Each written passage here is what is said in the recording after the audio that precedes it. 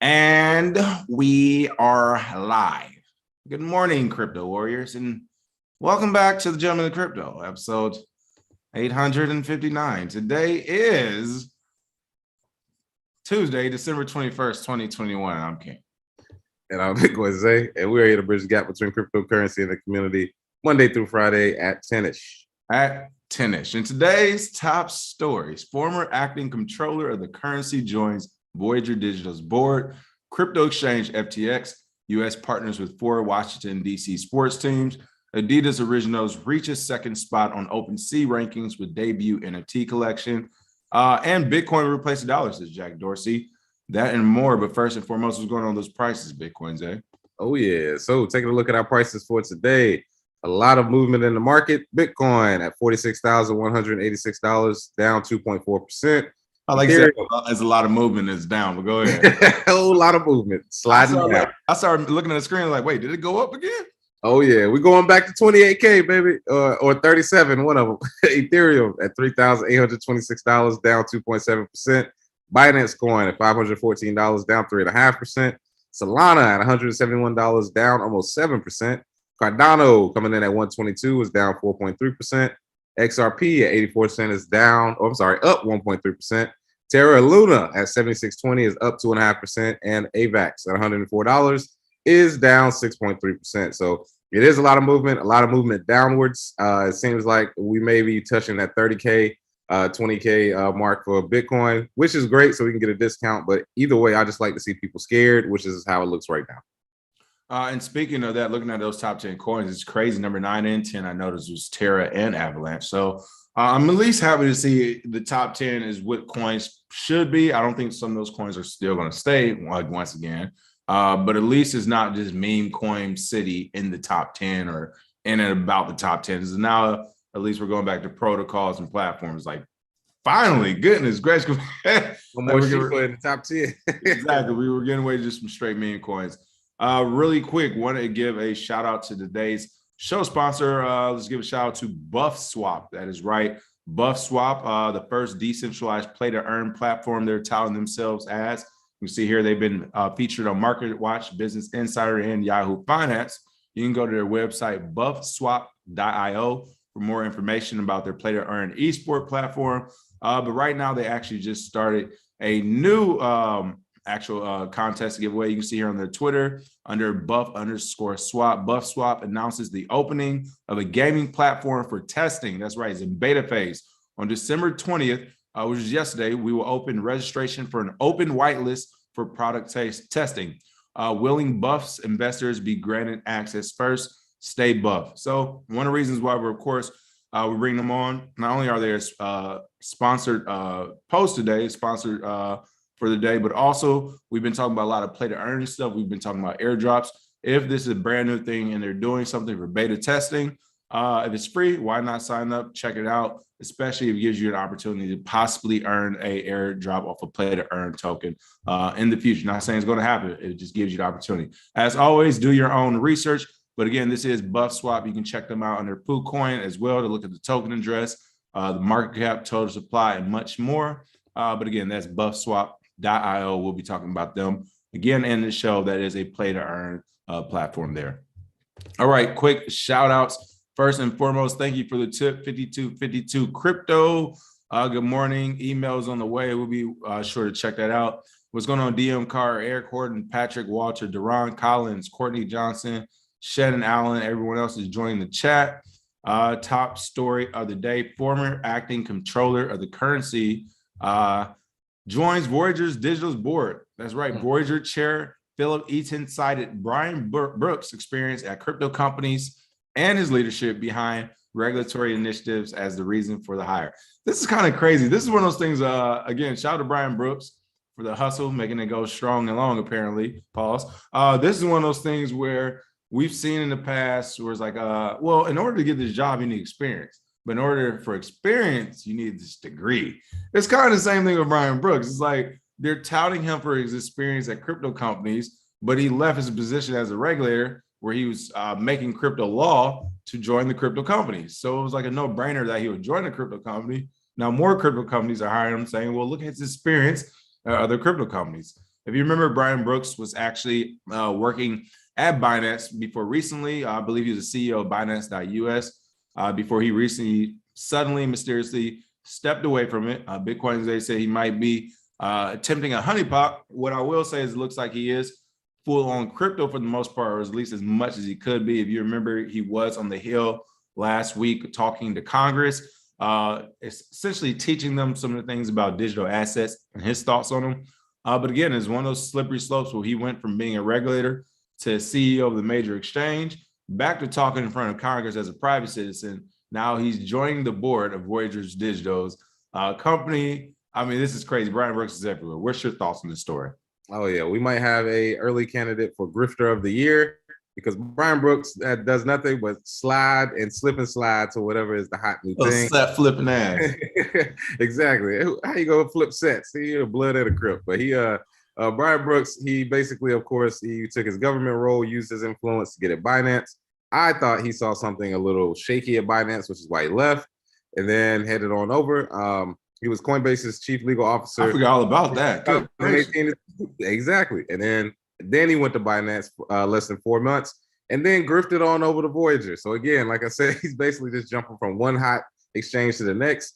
And the funny thing about it, his position is how they describe it. He is a independent, non-executive position. So he's basically working with them, not necessarily for them. So he still keeps his autonomy if something goes.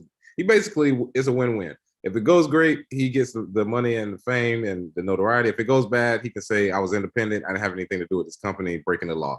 So he basically gave himself an out. Shout out to Brian Brooks for being able to this is what all business people want. They want to be able to make all the money when they win, but also pass off the responsibility when they lose. So Brian Brooks has done just that with Voyager, and we'll see what he does while he's there. I'm over here laughing at Aaron. He said, you heard a play to earn. Well, this is a pay to play. Yeah, you know it. That's funny. This is for them. This is their play to earn. Here's the thing about Brian Brooks. What he's doing isn't novel. Again, especially in America, not just America. We've seen it in other countries too, but I live here. I talk about America. We've seen this revolving door on Wall Street in the traditional financial sector of politicians, regulators going to the private sector after they create laws, which is the biggest issue. It's not the fact, let's be clear, it's not that you can't work a public position and get taxpayer money and go get another regular job. We're not saying you can't do that. We're saying you can't make the laws around it and then go get another job. That's what we're saying. And that's a little ridiculous. This should be a non-compete clause the same way where if your business were decided to go to public or you sell your business, do anything with your business, no one's going to let you do that same type of business for the next 2 or 3 years. It's called non-compete clause.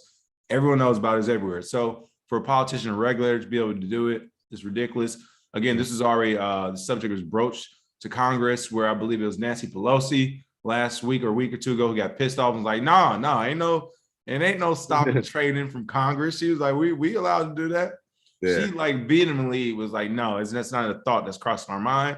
So there definitely going to be all types of insider trading coming from these people. But I say all that to say it's not even a big deal. Brian Brooks doesn't even know he's actually getting played just as much. He's trying to play the game. He's going to be used up and washed out in no time. There'll be another 10 regulators in the next couple of years. There'll be another 10, whatever his position was, office of the controller, SEC chairman, all these grand positions. There'll be more and more and more. And as there'll be more, the older ones' value will be reduced and diluted. So you know what? If they want to play that game, fine. It's not a huge deal. I think these companies are just using their names as well to get a nice little pump in the press. Like, hey, we got so-and-so on our board. We got so-and-so, so-and-so.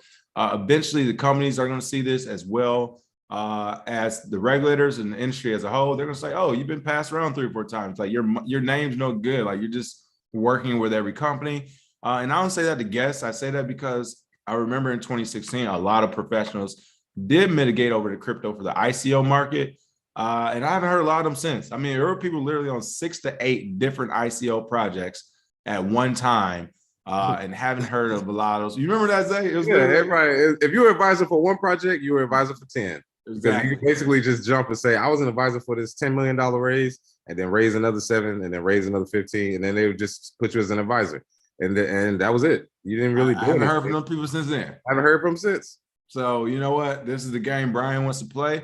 I say to him, enjoy this next year and a half, 2 years before the next one decides to retire and take your spot. And then I guess the show goes on. All right. Crypto exchange FTX is in the news again as they partner with 4 Washington D.C. sports team. Bitcoin's what's going on with SBF and FTX? Oh yeah, well, FTX, just like every other exchange, seems like they are going for the neck when it comes to professional sports and being able to advertise. We've seen Coinbase on basketball courts. I've seen, of course, Crypto.com taking over Staples Center. We got FTX Stadium here in Miami, and now FTX partners with 4 DC sports teams. They have the exclusive rights to future token drops by the 4 teams, and the exchange will be a partner for an in-game highlight series called Big Blockchain. Kind of corny, but whatever. You got to start somewhere. In a Monday announcement, Miami Middle Sports and Entertainment, or MSE, said FTX US will be the official crypto partner of the Washington Capitals, Washington Wizards, the Washington Mystics, and the Capital City Go-Go basketball team as part of a multi-year deal. So according to the deal, they have exclusive rights to these token drops. And again, they are discussing the integration of blockchain technology with the sports experience. It has only just begun, and together we are going to advance to an entirely new frontier, which will ignite fans beyond what they can even imagine today. I could imagine a couple things. They'll probably have a wallet. They'll probably have airdrops. They'll have discounts on goods based on whatever you have. So this has already started working in Miami. It looks as though they're taking a different approach. They're not just going for stadiums. They're going for whole cities. They're like, all right, so we got all the DC teams. So let's get all the Miami teams. Let's get all the, Chicago teams, whatever. So a good strategy by them. And I'm pretty sure they'll be advertised in more places than just this. Shout out to FTX, man. There we go. Shout out to FTX. Let's see. I saw somebody in Power of Nine say FTX on Major League Baseball umpire uniforms. That's true. That's huge as well. This is crazy. They're buying up, they're buying up cities now. They're buying up the Go-Go. Shout out to FTX for buying up the city Go-Go team. That was an easy one. They could have been like, no, we're good on that one. But it's like, they don't know what Go-Go dancing is at FTX. Like, come on, let's be real. So it's slapping that FTX on everything, though. It's throwing it on everything. So again, shout out to them. Folks, this is what it is. Like, again, you're hearing on our show, you're seeing not just on our show, across the space with YouTubers. There's all type of crypto ads going. Why? Because they can't traditionally advertise through YouTube, the platform itself. They can't advertise through many of the social media platforms themselves. So they're going through whether there's YouTubers, Twitter people, whatever. And then on the mainstream institutional side, you're seeing it happen to every business. They're going after Staples Center. They're going after Miami arenas. They're going after big arenas. But the writing is on the wall as far as bullish sentiments. No matter where you're looking, there is going to be crypto advertising happening. And yeah, FTX. Hey, King, funny story about Crypto.com. I met the president of Crypto.com Thursday or Saturday. Sorry, met the president, Jim. I asked him about it, the naming. Guess what he said? He was like, Kobe's wife was mad. I was like, so when you read it, he's like, Kobe's wife was pissed. I was like, holy shit. But yeah, basically, he said everybody else liked it, but Kobe's wife was pissed that it's not Staples Center anymore.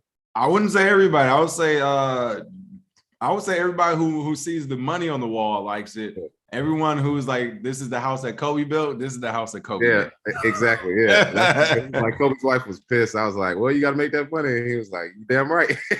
But you know what? It's reasonings like that, which is why I think CRO might see that little. And again, I haven't even checked prices of it. But that type of commentary is the things that will make a coin pop the day of, or that run up. We were talking about Crypto.com when it gets renamed. Staples Center gets renamed Crypto.com officially on Christmas Day. You better believe like that's going to be one of the underlying stories on somebody's radar. The fact that Kobe's wife did not want that to be named that. And I don't know. I just want to look at a token right now to see if that pump has already started. And nope, not really. It's still in the ditches. So again, if you're banking on that Christmas Day pump, there might be one to be had, but we shall see. All right, what else is going on? Adidas, we talked about Adidas the other day already entering the metaverse. Well, it looks like they've entered the metaverse and made a bit of a splash. Adidas Originals reaches second spot on OpenSea rankings with debut NFT collection. In a collaborative NFT project, Adidas Originals, G Money, Bored Ape Yacht Club, and Punk's Comic make $43 million in 72 hours. Has the metaverse spoke and said that Adidas is the way to go, not Nike? What's going on here? Oh man, well, I don't know if they said that per se, but this is a huge splash to start out for Adidas, coming in the second spot on OpenSea after RTFKT's Clone X and Takashi Murakami collection. This was in collaboration with Bored Ape Yacht Club. They created a one-of-one digital asset, put up 30,000 copies of the same item, and almost 20,000 of phase one have been sold so far. Man, I mean, according to the company, 15.5 million was made during early access mint. And this is the thing about NFTs. If you're already a popular brand, this is just a money grab. I mean, if everybody already knows Adidas, they already know Nike, and then you throw in some of the popular NFTs, Bored Apes and Punks, all you have to do is have good marketing and you will make a windfall of money. They could probably do the same thing 10 times over next year, make a few $100 million every single time they drop something, just because of anticipation that people can resell it. So the NFT drops, like I feel like they're a little artificial right now, only because it's just popular people making most of the money. And then there's a few outliers that are making some money in the art world. But mostly these big these big corporations, they just jump in here, make $50 million, jump right back out. No, I fully agree with you. Not only am I under the same sentiment, and to me, it's good news for the overall industry, I guess, on a global scale, especially these big news stories. But I'm not sure how big of a news or how great a news is for the community, because again, there's actually people who saw NFTs on the horizon, who helped actually build up the industry of what it is right now, like whether it's a platform, using platforms, creating NFTs, doing the early stuff when it was still super dangerous, as it is still dangerous. I mean, and then you have a company that just comes in like, hey, I know you've been working hard doing all this, but look, hey, forget all that. Look, 15 million in one day, half a day, like we're just gonna do it like that.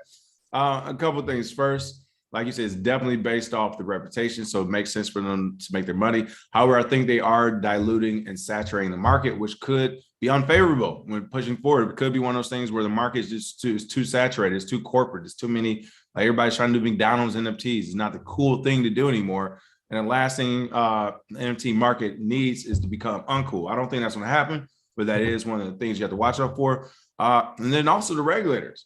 Again, all these companies are jumping in now.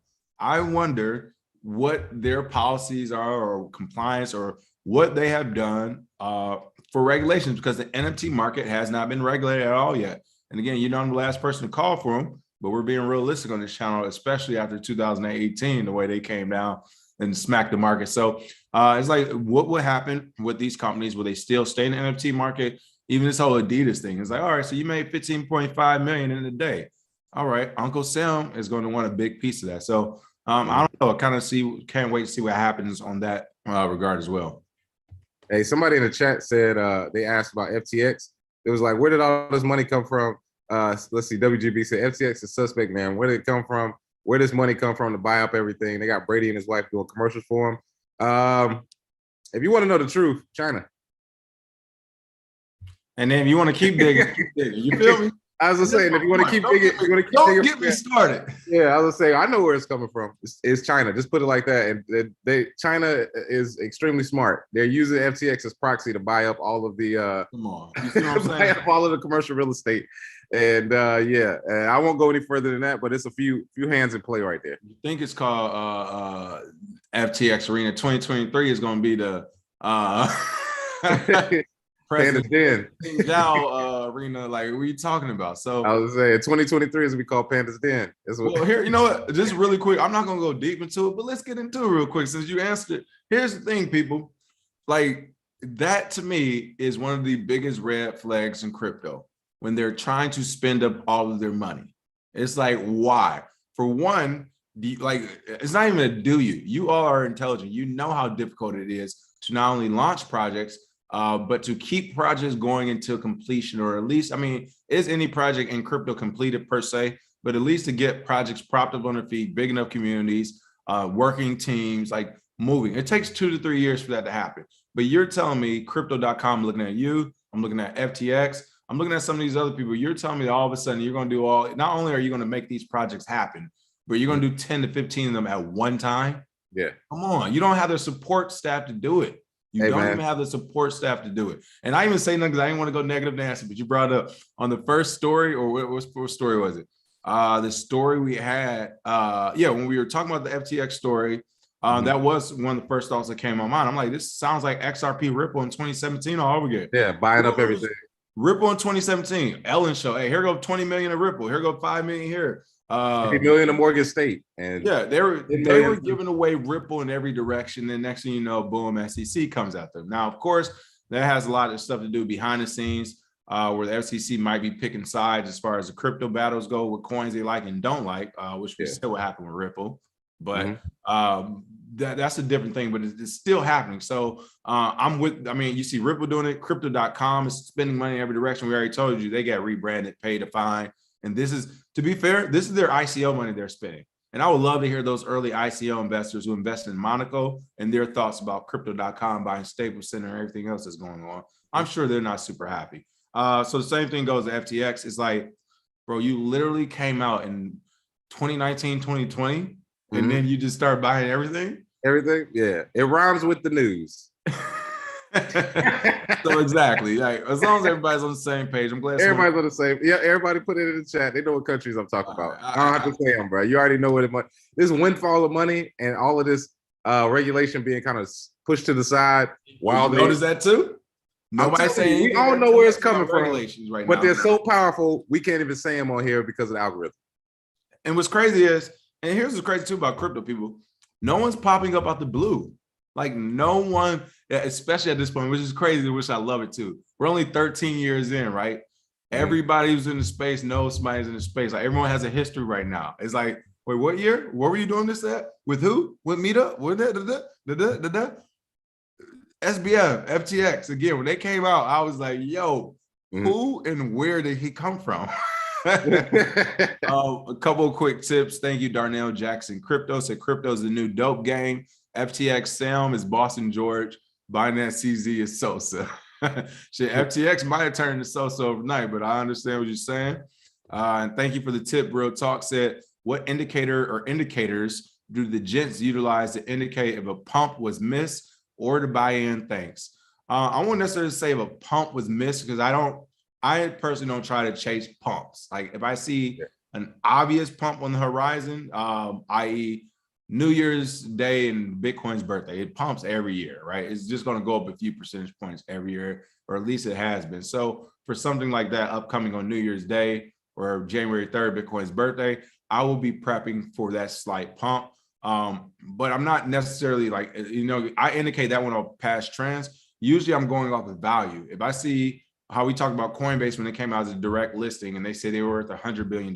We're looking at the market like there's no way in hell it's worth $100 billion. It might have been inflated to that amount, but when it's all said and done, at the current moment of that direct listing, Coinbase was not worth $100 billion.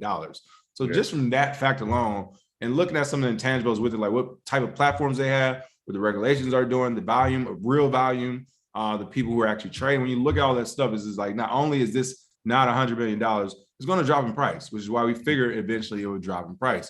We use that same type of thing with different projects. When you see some of the price points of these projects, Dogecoin is at 40 cents. It might be going to $1. We're saying overbought. We're saying, no, this thing is not going to $1. It shouldn't even be this high. And the dip's coming soon. Even when everyone's saying you guys are wrong, you don't want people to make this good money. And then we see it dip to 20 cents. And it's like, that's what we meant. It hasn't recovered yet. So that's just some of the ways I look at it. You got anything else Bitcoin to say? I would say long term, if you're looking at buying dips, the best thing I've seen is something called the Pure multiple. Whenever it hits the green zone, look at the price afterwards. It hits the green zone, boom, it's huge growth. Hits the green zone, boom, huge growth. Hits the green zone, boom, huge. That's it. That macro long term. And you know what's funny about this? We've been talking about FTX. Look who the sponsor is right here. FTX, I'm looking to Bitcoin. Win a 30-day subscription to look into Bitcoin. Like they even listening to us now. But they didn't tell me that chart was sponsored. Hey, wait, they didn't say the chart was sponsored. Like you get it, people everywhere. You ain't gonna be able to hide it. You're not gonna get away without sponsorship. But CoinMarketCap is owned by Binance. Yeah, everybody's owned by somebody. That's the point. It's happening right now in front of you. Yeah, but that's a simple way for you to look at Bitcoin long term and know what dips to catch. It hits the green zone, buy it. That's it. I mean, that's literally all you have to do. And then over the course of the next 18 months, usually you have huge growth. So you don't have to pull your hair out day to day saying, well, I missed this pump and I missed that pump and then this dump. And then you're going to be all over the place. You're going to be worse than Jim Cramer, who, by the way, it just came out. Jim Cramer's all his predictions for this year, an average of negative 27% on everything. Terrible. Negative 20. So if you listen to him this year, minus 27% on all the assets he told you to buy. Jim Cramer is a joke. Just want to throw that in there. But yeah, as far as the pure multiple, that's been around for a while, but very often not used because people don't think long term. But that's an easy indicator, very easy. So you gotta retire the shirt. but really quick, listen, I almost blacked the camera out. I was about to black the camera out and just come back with a shirt on. I ain't about to do it right now. You're telling me Mr. Mad Money himself is down negative 27% on the year. Like you could have just invested in Bitcoin. Oh, wait, he did, and he sold it like 27,000. Yeah, such a genius, man. I wish I could have me a TV show. I could just say the wrong thing. Say the wrong shit. Could you imagine if you had a TV show and you said the right thing every day? Oh my bro, what? You'd be fired after 1 month. You'd be like, man, America making too much money. Why are you giving them the truth? That's why we keep telling y'all, do the opposite of what they say. I got a hit rate of about 90% doing the opposite of what he says. So. Oh my goodness, hilarious. They say he's like Kramer from Seinfeld too. I wouldn't doubt it. I bet he throws some bombs out there when ain't nobody looking. You know it. All right. Let's see what else we have going on. Last but certainly not least, oh my goodness. Actually, just actually got in a conversation about Square the other day, which is now known as Block. I'm pulling some Bitcoin today moves out here only because it's friends. But some of my friends own some cafes out here. They're opening up more cafes. I'm not gonna lie, they're probably going to they have a chance to do their thing in LA as far as taking over some premier cafes. But they want to accept Bitcoin. I've been talking to them about it for forever. They finally are on board accepting Bitcoin. So I set them up yesterday to accept Bitcoin. And that's when they found out that Square, of course, they accept Square, has been renamed to Block. And of course, I was telling them all about Jack Dorsey and what he's doing in the DeFi space and how he's not the CEO. So they were just like, wait, what's going on? Like Square, isn't Square? I'm like, that's what I'm telling you. It's over. I was giving a speech. Hey, it's crazy how many people got a Square thing and they don't even know that this happened. Exactly. I had to show them the headline. Yeah. They don't know it's called the Block. They don't know that they're combining all this. They don't know anything about the decentralized ID. Again, we tell people you can use these services and have no clue about it. You don't need to be an expert. Trust me.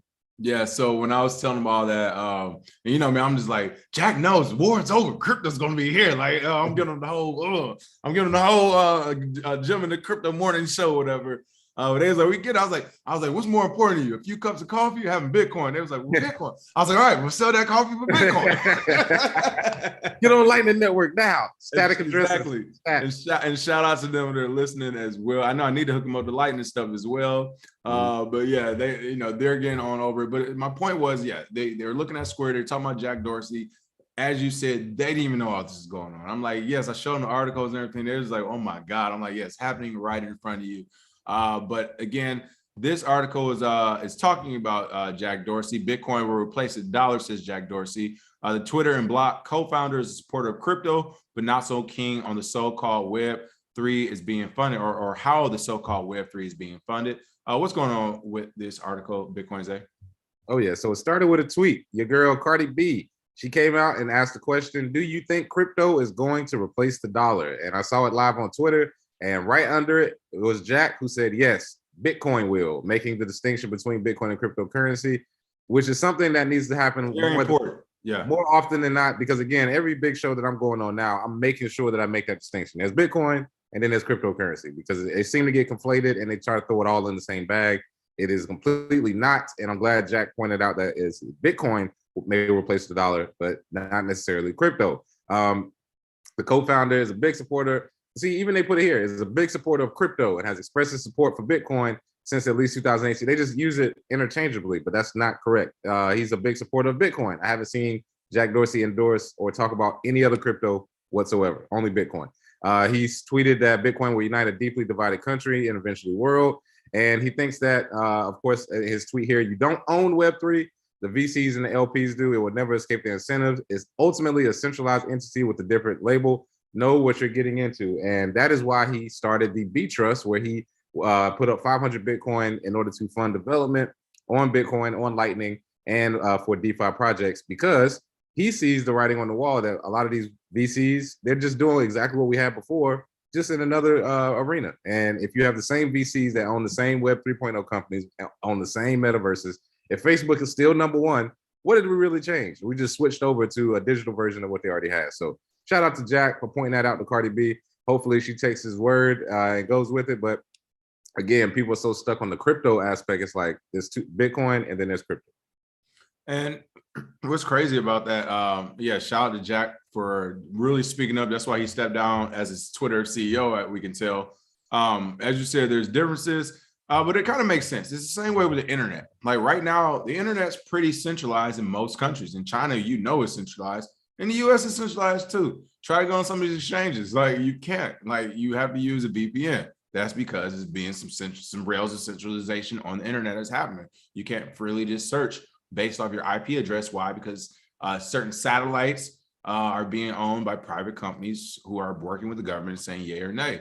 The same thing is happening with Web3. I agree. And it's one of those things where it's going to happen whether you want it to or not, clearly. But yeah, all these companies paint it as decentralization right now in order. I won't say in order to start it, but if you want to get a real big community going, have the regulators off your back and actually get the project accomplished, you need a lot of money to really jump into the DeFi space right now. You need a lot of money to jump into Web3, into some of these liquidity providers, layer one solutions, whatever, all these different things that are happening out there. You need money and teams to get it started. It isn't really a space for startup companies. It's for more already established companies to essentially grow themselves out even more into a new system of doing things. So I feel like that's what we kind of been seeing. I agree with them. And one of the reasons we also been seeing it is because all the new companies, they're coming with dollars as their funding source to create all these Web3 things. Like you already mentioned, Facebook. Facebook isn't coming with a Bitcoin reserve.